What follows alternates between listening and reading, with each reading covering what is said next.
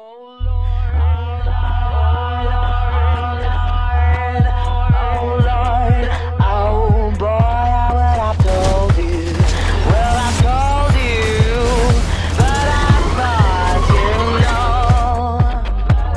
found a very particular design that's something that we kind of made our own. It's not quite cel-shaded, it's not quite hyper-realistic, it's kind of this mix. So as we moved into the second one, we wanted to be real cognizant of that.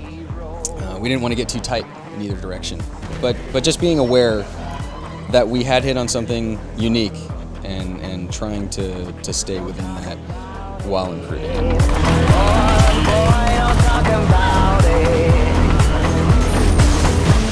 One of the things we wanted to explore in the second game was a more varied color palette. In BL1, you're running around in an arid desert environment. And so, we looked at that, and then you look out at the world. Well, there's much more environments than just desert. And there's a lot of exciting environments out there. So we looked at some Arctic areas, we've got glacial, we've got tundra areas, and then we've introduced some grassland areas that you saw today. You want to look at real-world influences and bring those in to give your fantasy something more believable. All of those unique reload animations, those sounds, those looks, it's a big process. It's a process that combines design's wants with how arts influence into the looks and the visuals, and that back and forth. Speaking of rules, we come up with kind of guidelines of what our texture artists need to follow, and then they'll apply some of their interpretations of those guidelines into these textures, and you start getting a variety that might not be possible if we did make rules. And we mix those two together, and it comes up with something that's exciting. That it really is. It's something that is all our own. In BL2, we've looked at those manufacturers that were in the first one, and we want to provide people with their sci-fi manufacturer.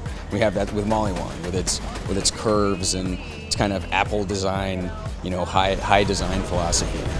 And then you've got the Bandit guns that look like they were pounded in a shed, and made out of quarter-inch bent steel. So what we've created is a system that provides all of that variety. And we do that not only in guns now, we do it with our shield modifications, do the exact same thing. We've got grenades that you could have one grenade, you throw it over there and it's some electrical explosion. Another grenade might warp to another spot and pop off 8 other grenades that'll do a traditional explosion. We have lots of unique guns throughout the game. We have our system where it creates that massive variety, and then we also have guns that we put a little more time and effort into and give something special for the player. We're gonna need a lot of guns.